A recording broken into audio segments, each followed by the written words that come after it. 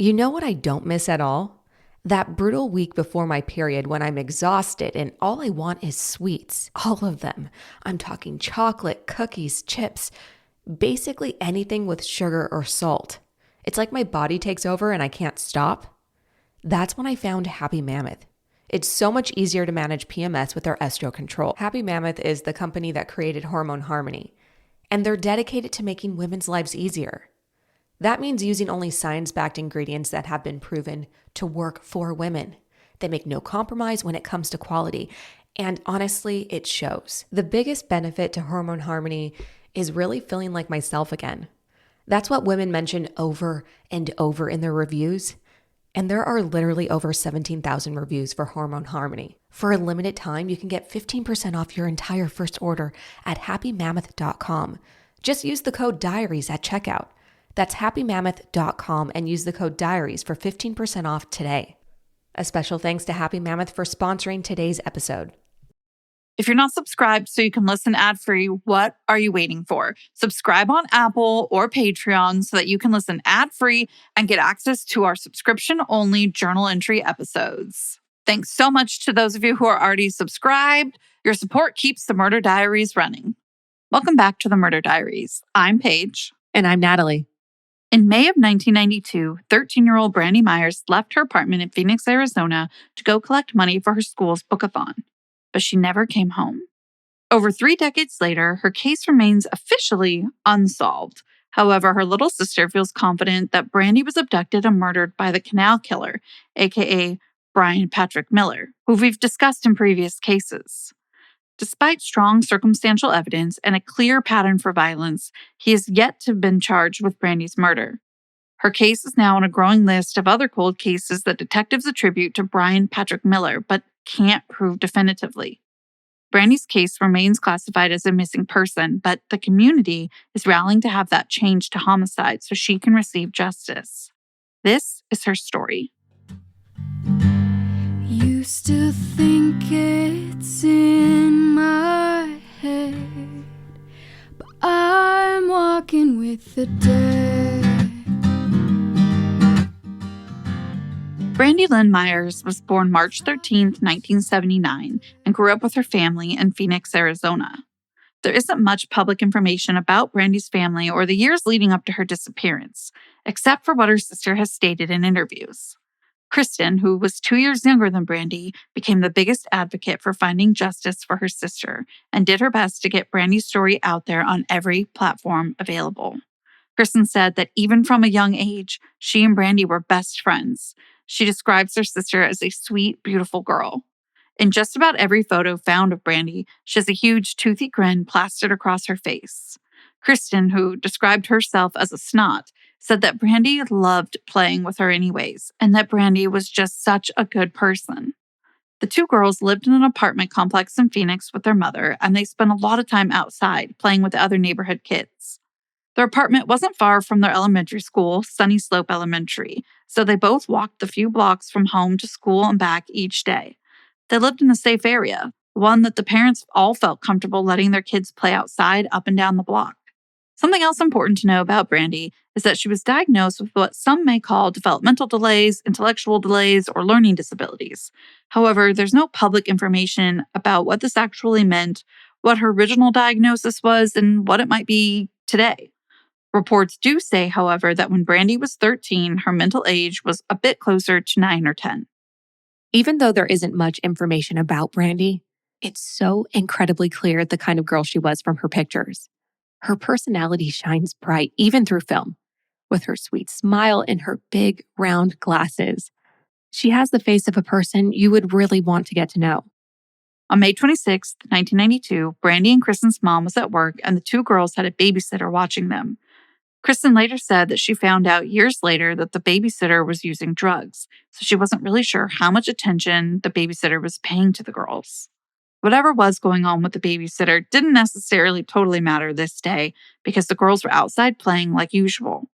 Kristen told Fox 10 News in Phoenix, "My sister and I were going to go door to door to collect money for the bookathon that she had already read books for. When it came time to go, I didn't go with her." Brandy had been working really hard to raise money for her school's bookathon. In order to do this, she had to gather pledges from friends, family, and neighbors. They would then pledge to donate a certain amount of money based on how many pages that Brandy read. There was a prize for the bookathon, which was a field trip to the zoo, and Brandy was determined to go. She and Kristen had made their way around the neighborhood a few weeks prior to get the pledges, and now she needed to collect the money from those who had pledged.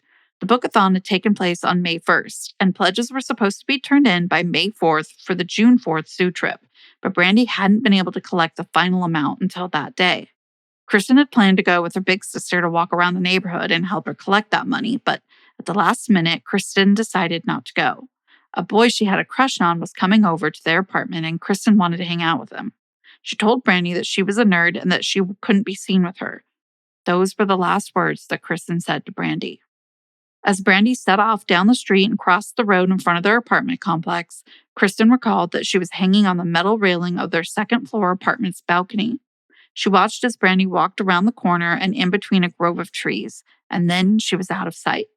Kristen later said when she saw her big sister walk out of sight that day, she got a huge lump in her throat. But she was just 11 years old. She didn't realize what that feeling meant. She later realized, though, that something inside of her knew that something really bad was going to happen. Hours went by and Brandy didn't return home. The babysitter just assumed she'd be back before her mom returned from work, but she wasn't. When Brandy and Kristen's mom, Cheryl, came home from work, she was very concerned, asking the babysitter, "What do you mean Brandy hasn't come home?" This was entirely out of character for Brandy. She reportedly told the babysitter that she needed to go get the last $6 in pledges, which was around 5 p.m. Cheryl later told the Arizona Republic newspaper, "She's always home by the time I get home from work. I knew something was wrong when I got home at 6:30 p.m. and she wasn't there. I went out looking for her and couldn't find her. That's when I called the police." Brandy's stepfather, Lester Knowles, said shortly after Brandy's disappearance that she wouldn't have left on her own.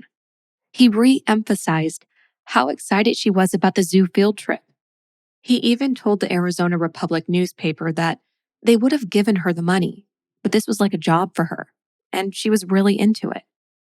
The Phoenix Police Department responded immediately and didn't waste any time before they started searching for 13-year-old Brandy. This wasn't a typical call for the area. Officers immediately taped off the complex and began a full, extensive search, including bloodhounds, helicopters, and infrared tracking equipment. Police and volunteers were searching through the area on foot, looking through cars, backyards, dumpsters, and trash cans. Officers went door to door looking for anyone who might have seen or spoke to Brandy that afternoon. 2 neighbors reported that Brandy had come to their door and collected pledge money from them before heading to the next house on her list. One of the neighbors was a schoolmate of Brandy's and told officers that she'd met up with Brandy earlier and that Brandy had been on her way to Smitty's, a grocery store about 2 blocks from her apartment. The girl, who remains anonymous, said that they went inside Smitty's, but she had to go to the restroom. She said that Brandy promised to wait outside in the parking lot for her, but when she came out, Brandy was gone. Years later, Kristen said that she didn't believe this story. She said that, one, Brandy was so excited about that bookathon and the zoo trip, she wouldn't have made a random side trip out while collecting money. Also, Smitty's was in the opposite direction from where Kristen had last seen her sister heading, as well as in the opposite direction of where the 2 neighbors who had given Brandy money had lived. Just didn't make sense. Kristen eventually contacted this girl and asked her why she gave the police this story, but the girl apparently denied ever having done so. She reportedly said that she didn't remember that happening and that she never made that statement. Kristen found out that the girl was one of the girls who picked on Brandy at school. She believes that the girl made up the story to get attention. Unfortunately, that story is the belief that investigators operated under for quite some time, believing that Brandy's last known location was at Smitty's. They checked in with the staff and in the area, but no one had seen Brandy and they couldn't find any sign of her, of course. As the search continued, Cheryl's worry turned into intense fear. She told the Arizona Republic newspaper, "She's a nice girl, a little naive and real friendly. She's never missed dinner. She'd never be out past dark." Cheryl told officers that it wasn't just her being worried about Brandy being out at night. Brandy was nervous about being out in the dark, especially alone, and she couldn't see very well in the dark. The community was terrified. A child was missing, and nobody knew what happened or who might be next. One of Brandy's classmates, Maia, lived in the same apartment complex as Brandy and said that everyone was being extra careful. She told the Arizona Republic newspaper, "Even to go to the bathroom, you had the buddy system. Nobody's walking home alone. Nobody's doing anything alone at that point." Despite the immediate police response and the extensive search that followed, it seemed like Brandy had just disappeared into thin air. A Phoenix Police Department detective told the media, "We certainly hope to find Brandy safe. But with each day that passes, our concerns are heightened, and we're forced to look at the fact that she may have been abducted. We feel that if she were merely lost, we would have found her by now. At the same time, there's no physical evidence that she was abducted or met with foul play." On May 27th, a day after Brandy disappeared, the Phoenix Police Department received an anonymous call from a man who said he'd found a body while he was out riding an ATV in northern Phoenix. It was in an isolated area that was known as a dumping ground. This man was concerned about police identifying him as he had a warrant out for his arrest for something unrelated.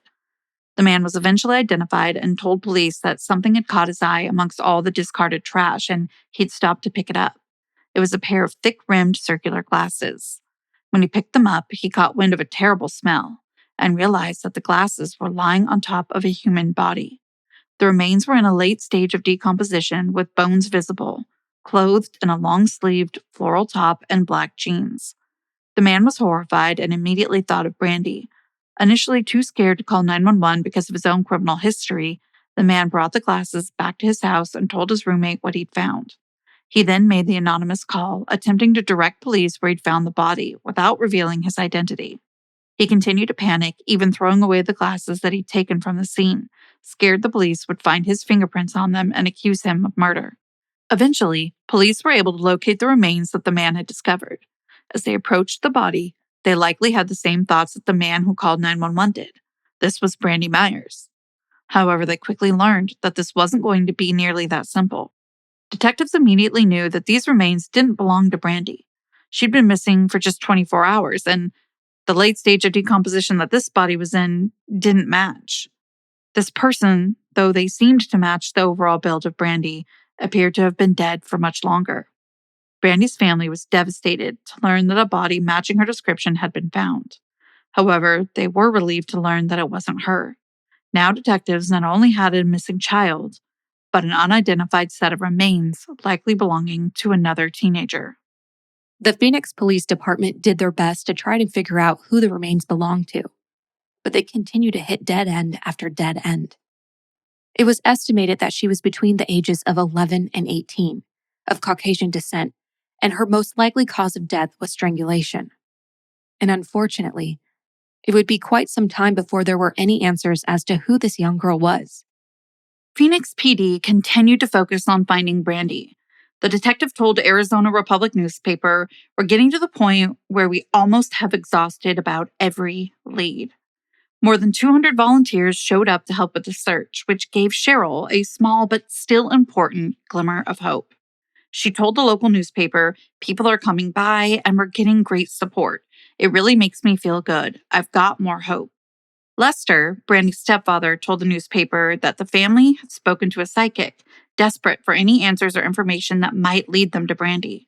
She said she's in an adobe home with a broken blue car in the back. She said Brandy's okay, but confined to a room.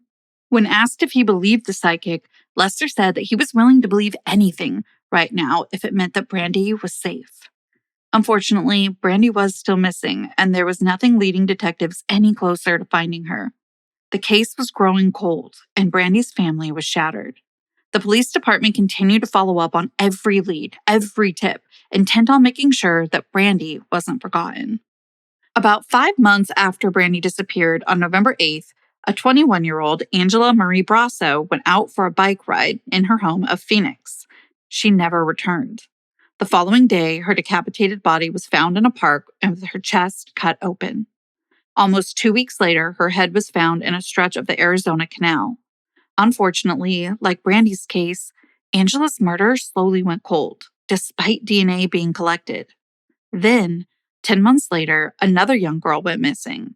In September of 1993, 17-year-old Melanie Bernes went out for an evening bike ride. She never returned home.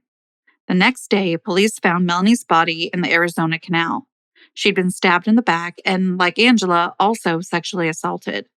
DNA was obtained from Melanie's body, and it was found to match the DNA taken from Angela's body, indicating that they'd been assaulted and murdered by the same man. The two investigations merged, becoming known publicly and to police as the Canal Murders. So now we have 3 young women who've been murdered in the Phoenix area, and 1 teenager still missing. Investigators began to look at any other cases that might fit the profile of the man that they were looking for. Though Brandy hadn't been found, her name was on the list of unsolved cases that could be connected to the Canal Murders.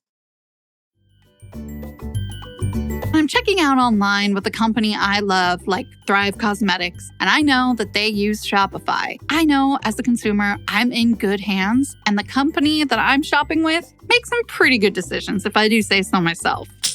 Nobody does selling better than Shopify, home of the #1 checkout on the planet. And it's not so secret with Shop Pay that boosts conversions up to 50%. This means there's way less carts going abandoned and way more sales going.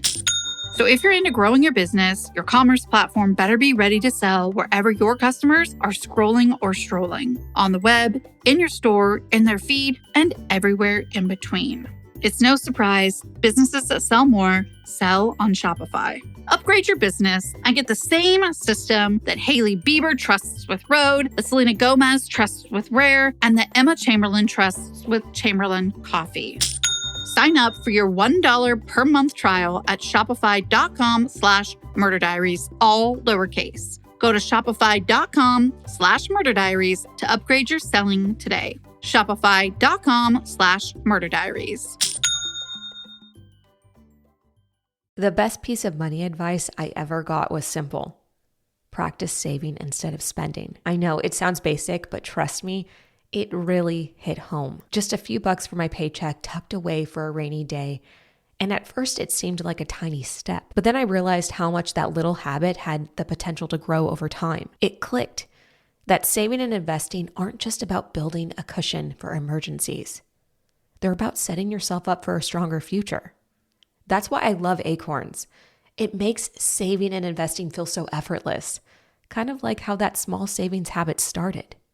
Over time, those small contributions add up and gives your money the chance to grow. It's one of the best ways to build on a simple habit and let time do the heavy lifting for you. Today's episode is sponsored by Acorns. Acorns is a financial wellness app that makes it easy to start saving and investing for your future. You don't need to be an expert. Acorns will recommend a diversified portfolio that matches you and your money goals. You don't need to be rich. Acorns lets you get started with the spare money you've got right now, even if all you've got is spare change. I sincerely believe Acorns is a game changer because it makes investing easy and accessible for anyone, even if you're just starting with spare change. For me, it turned a small habit of saving into a bigger strategy for the future, giving my money a chance to grow without me having to think about it, just like that first step of putting a few bucks away. Sign up now and join the over 13 million all-time customers who have already saved and invested over $22 billion with Acorns. Head to acorns.com/diaries or download the Acorns app to get started. Paid non-client endorsement compensation provides incentive to positively promote Acorns. Tier 1 compensation provided. Investing involves risk. Acorn Advisors LLC and SEC registered investment advisor. View important disclosures at acorns.com/diaries. Okay, we all know how this goes. New Year's resolutions, right? Every year we make grand plans to be better versions of ourselves, work out more, eat healthier, read more books. But then comes the reality. You know, dragging yourself out of bed at 6 a.m. when it's still pitch black outside, only to hit snooze 5, maybe 8 more times. Trust me, I've been there. But you know what's different? The resolutions that stick are the ones that are automatic, like investing with Acorns. Today's episode is sponsored by Acorns. Acorns rounds up your everyday purchases to the nearest dollar and invests that change for you effortlessly. It's like setting yourself up for success without the effort. That's what Acorns does for your financial future. It's one small change that makes a difference. Acorns makes it easy to start automatically saving and investing so your money has a chance to grow for you, your kids, and your retirement. You don't need to be an expert. Acorns will recommend a diversified portfolio that fits you and your money goals. You don't need to be rich. Acorns lets you invest with the spare money you've got right now. It lets you invest automatically by rounding up your everyday purchases and putting that change to work. It's a simple way to keep building toward your financial goals without extra effort.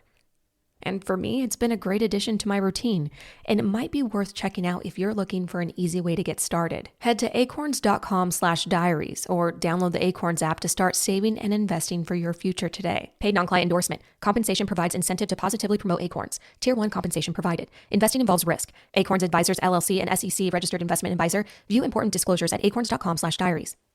One of the not so secrets of celebrities and influencers is that so many of them have had lipo. I'm thinking of one right now that I was just listening to on a podcast talk about their experience getting lipo, and they documented it on reality TV. Look, no one has the perfect body, but lipo has changed, and Sono Bello has been at the forefront with using LAL technology and getting these beautiful natural outcomes for each person. Sono Bello is offering you, our listeners, their best deal. You're now included in being able to access their New Year's savings event, but appointments are limited. Sono Bello doctors are masters in microfat laser removal, a brilliant technique that removes stubborn fat permanently. Wherever your problem areas are, that fat is gone in one comfortable visit. Eating healthy and workouts are important. Keep doing that. But if you want to lose that stubborn fat in one visit, check out Sono Bello.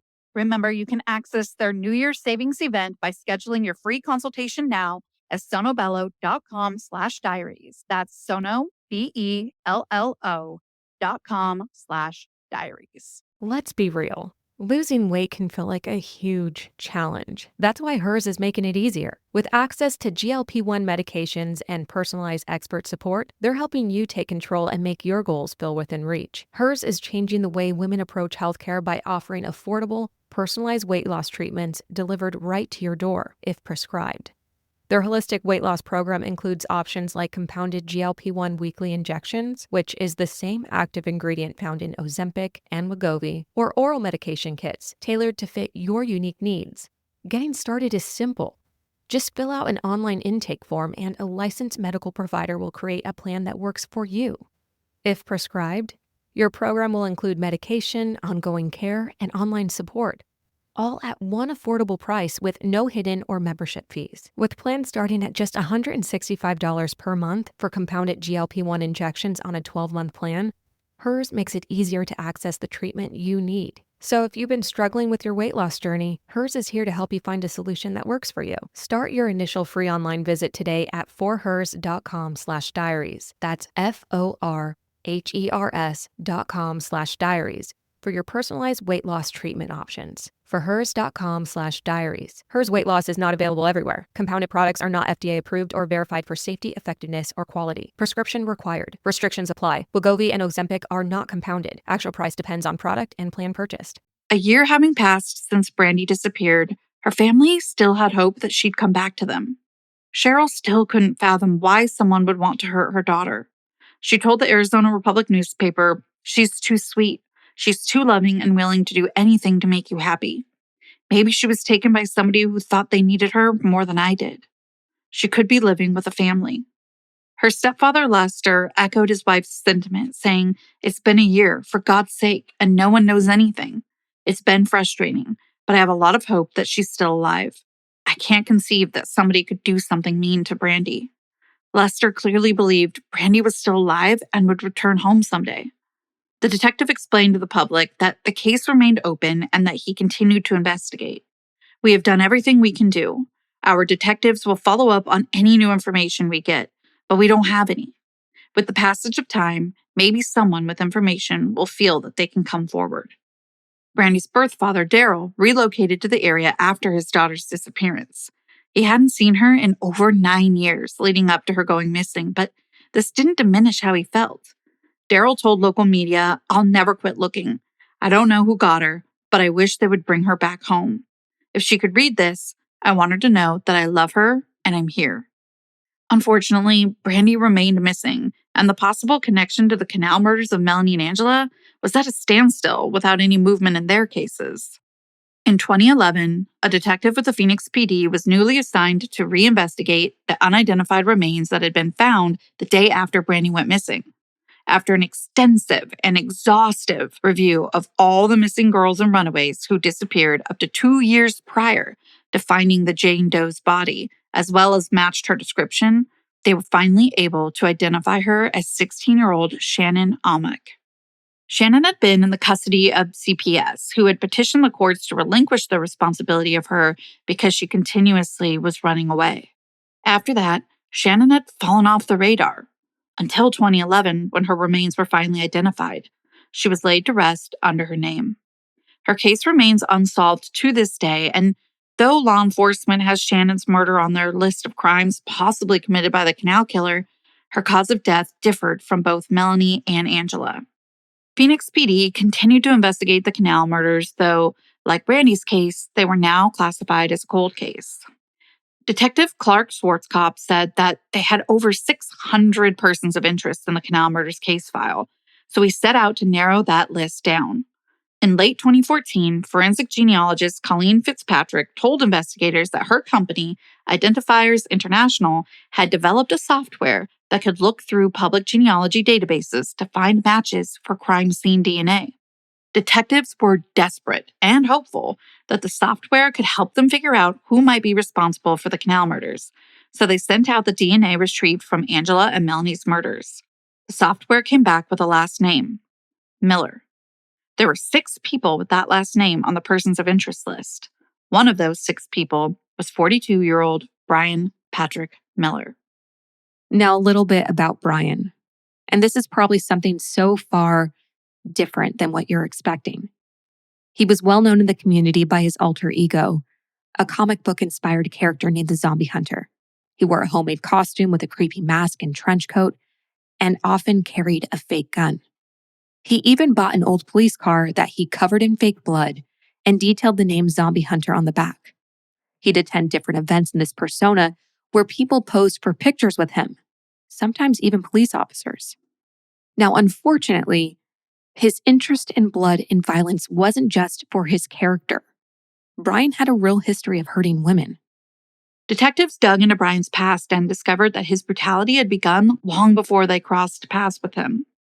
In 1989, a young woman got off a Phoenix bus at the same stop as then 16-year-old Brian. She told CBS News, "Well, when he had ran by me, I thought he had just hit me. But then I reached back to my back, I pulled up my hand and saw the blood. It turns out that Brian had stabbed her in the upper back, and fortunately, she had survived." He was charged with aggravated assault and sent to a juvenile detention facility until the age of 18.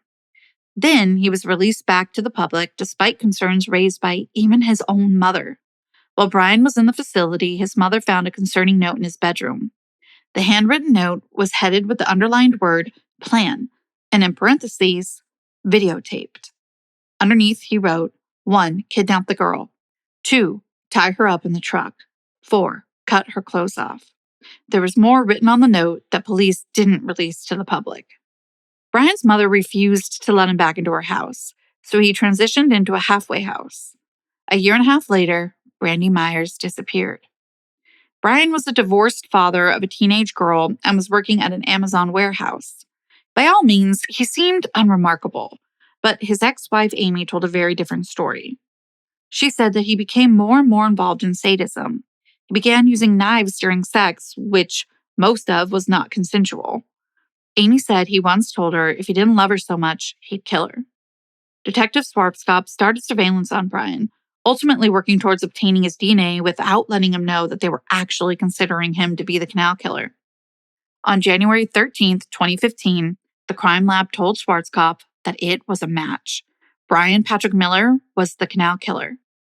When he was arrested and told that his DNA matched him to the murders of Angela Brasso and Melanie Bernes, he said, "I don't see how that's possible."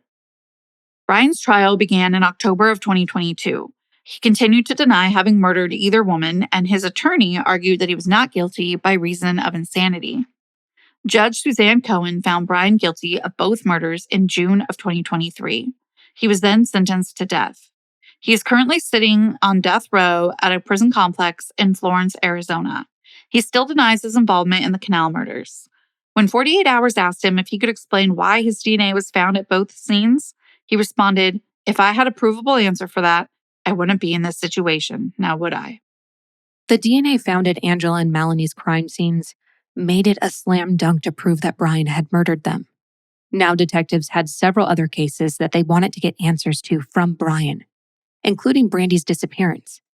Unfortunately, Brian continued to deny any and all involvement in the Canal murders, as well as any other crimes that he was questioned about. Detectives' suspicion of Brian being involved in Brandy's disappearance wasn't just a hunch. Not only did he live in the same city as Brandy, he lived just 3 blocks away from her apartment complex and 1 block away from her school.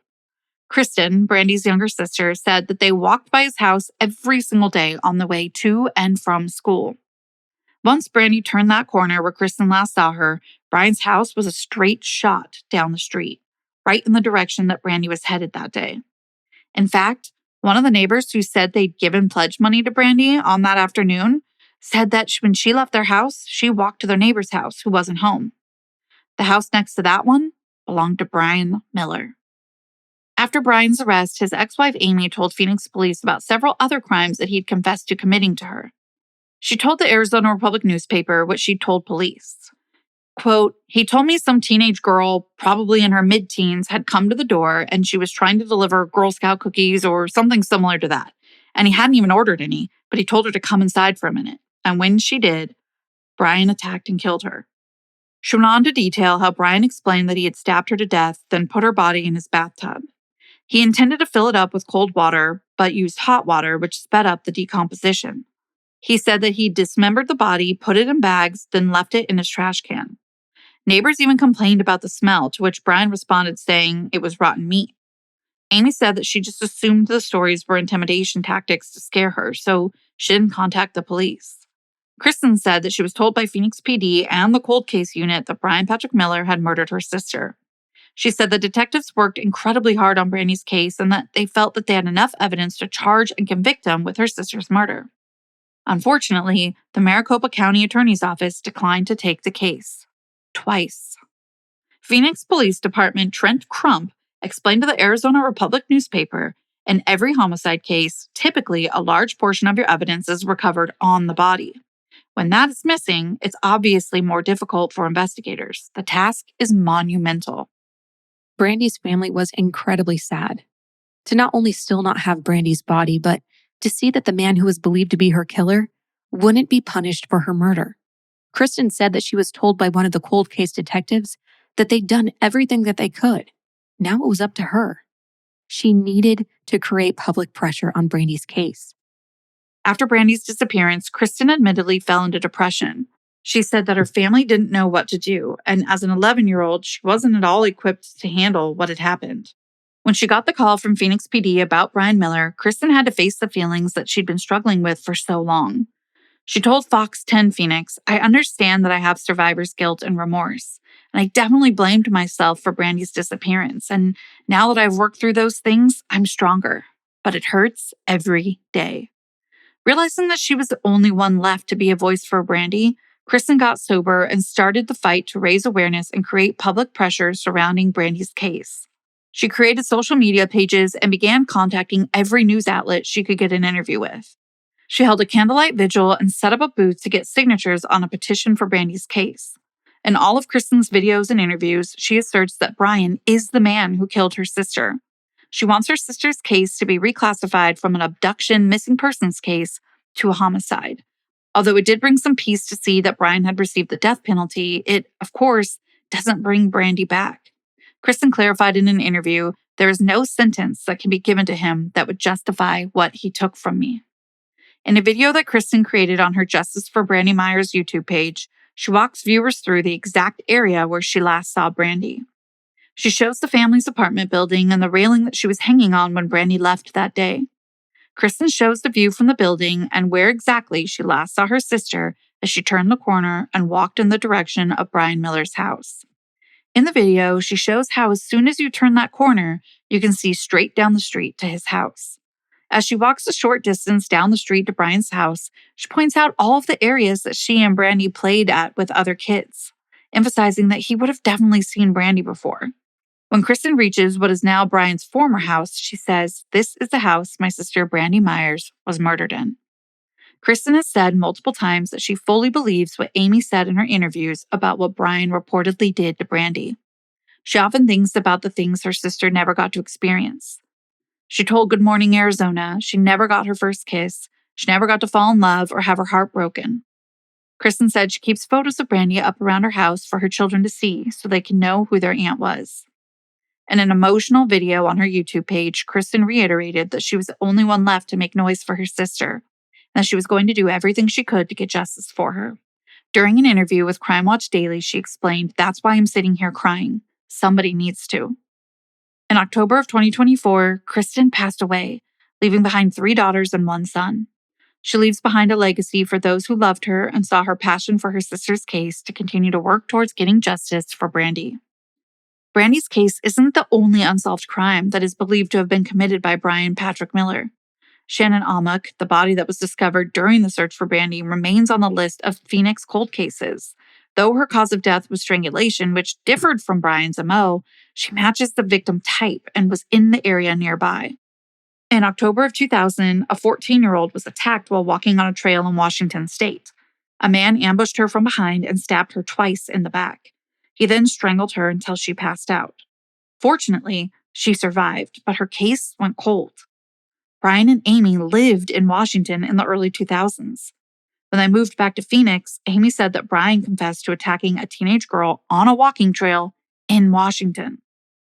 After Brian's arrest in 2015, police showed the now adult woman pictures of him. She immediately recognized his face, though she said her attacker had long hair. Amy said the day after that Washington attack, Brian had cut all his hair off. Unfortunately, the statute of limitations in Washington prevents Brian from ever facing charges in regards to that attack. In 2023, remains found back in 1992 in a remote desert area just outside of Phoenix were identified as belonging to a 15-year-old named Melody Harrison. In 1996, Melody's family removed her from the missing persons database because they believed she had run away and didn't want to come home. There had been several reported but unconfirmed sightings of Melody. Melody's cause of death is undetermined, and her murder remains unsolved.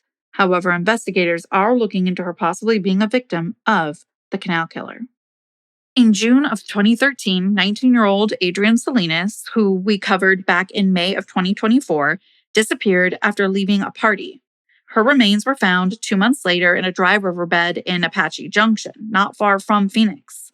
As we discussed in that episode, she could be a victim of Brian Patrick Miller. One of the lead investigators in Brandy's case told AZ Family News that there are likely many more victims of Brian Patrick Miller that they haven't even discovered yet. Quote, "We have huge gaps in his history where we haven't identified victims. We have 1993 to 2000, and then from 2003 to 2015. That's a lot of years for somebody with his issues not to be doing something." Brandy has now been missing for almost 33 years. If you have any information regarding this case, please contact the Phoenix Police Department at 602-534-2121.